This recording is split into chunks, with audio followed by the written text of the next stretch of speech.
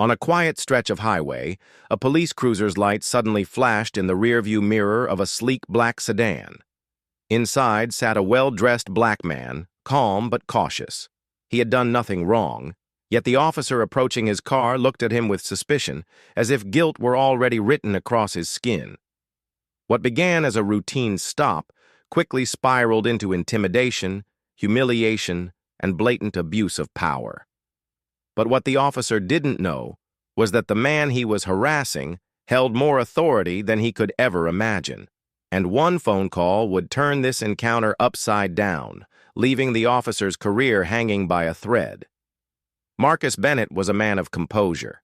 In his early 40s, with neatly pressed suits and the kind of quiet authority that turned heads, he had spent over 2 decades in law enforcement.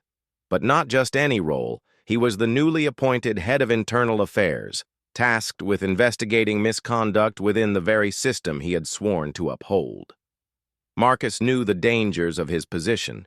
He wasn't just reviewing paperwork, he was shining a light into dark corners where corruption and prejudice thrived. It had earned him both respect and resentment from fellow officers. Yet outside the walls of his office, Marcus carried another reality. No matter his title, his accomplishments, or his income, he was still a black man in America. And to some, that alone made him suspicious.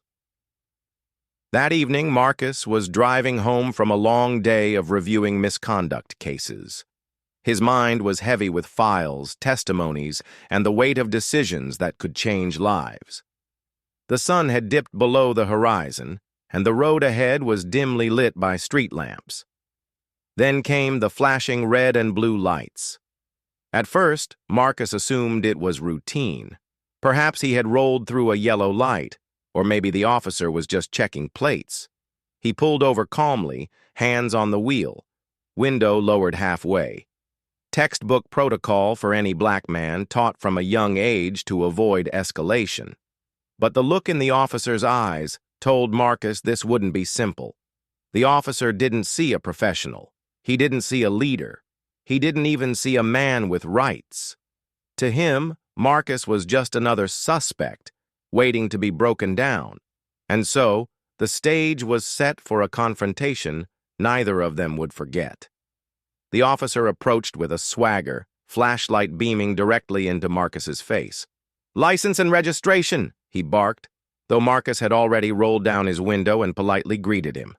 Marcus complied slowly, narrating each move. "My wallet is in my breast pocket. My registration is in the glove compartment. I'll reach for them now."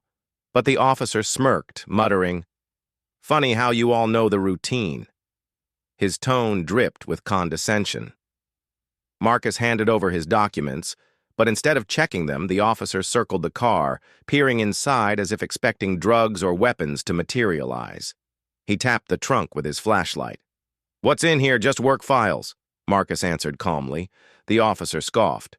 "Work files? At this hour? Right. Step out of the vehicle." Marcus's chest tightened. He knew his rights, but he also knew the danger of resisting. Reluctantly, he stepped onto the roadside, the cool night air brushing against his suit. "Hands on the car," the officer ordered. Marcus's jaw clenched as the officer patted him down aggressively, not as a precaution, but as humiliation. Cars sped past, headlights flickering across the scene, and Marcus felt the sting of invisibility, the knowledge that to passers-by, he might look like a criminal. Then came the accusations. "You fit the description of someone we're looking for," the officer claimed, though Marcus doubted such a description existed. "Driving a nice car like this? Doesn't add up. Where'd you get it?" Marcus inhaled slowly, resisting the urge to unleash the truth. Years of professionalism, decades of service, all dismissed with a glance. The officer called for backup, and soon another cruiser arrived. 2 officers now, circling Marcus, questioning him about where he lived, what he did, why he was out so late. Their tone wasn't investigative, it was accusatory, laced with disbelief that a black man could legally own a luxury car. Marcus gave measured answers, his patience thinning. He thought about his badge, his authority, the power he carried in his briefcase, but revealing it now in anger would only escalate things. He chose silence, waiting for the right moment. Then, the first officer leaned closer, voice low and venomous. Men like you think you can outsmart the system.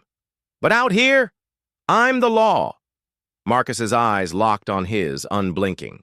The storm inside him raged, but outwardly he remained composed. Because soon, very soon, the balance of power would shift. After nearly 30 minutes of pointless interrogation, the officer finally decided to run his ID. He strutted back to the cruiser, punched in Marcus's information, and froze. The screen lit,